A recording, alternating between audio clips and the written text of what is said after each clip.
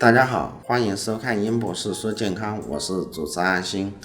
感冒后之所以久咳不愈，究其原因还是没有找准根源。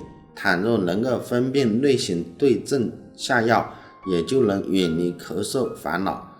中医认为咳嗽常见于风寒犯肺、风热犯肺、燥邪伤肺三种外感冒，可通过痰液、鼻涕等病症，进而采取专病专方施治，从内部调养。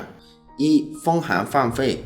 风寒引起的咳嗽，痰液、鼻涕常清白窒息，同时体内恶寒重，阳气受郁，浮于体表，还会伴有轻微发热的症状。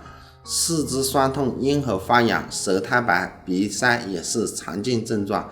用药上应以驱寒温阳药物为主，如半夏、苏子、白芥子等热性中药，可温化痰液，促进排痰，帮助止咳。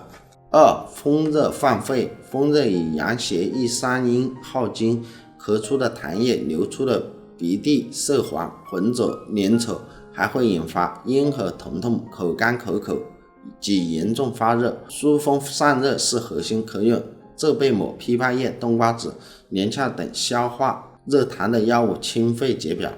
三、燥邪伤肺。此类咳嗽痰液少而不黏，不易咳出，常表现为干咳，唇舌鼻咽皆干燥，也会伴有发热症状，需要清燥运肺、养阴生津。常用的中药有沙参、麦冬、苏叶、山叶、桔梗等。好了，今天就说到这。如果你有什么疑问，可以点击关注我，或者在下方评论区留言。感谢收看，我们下期见。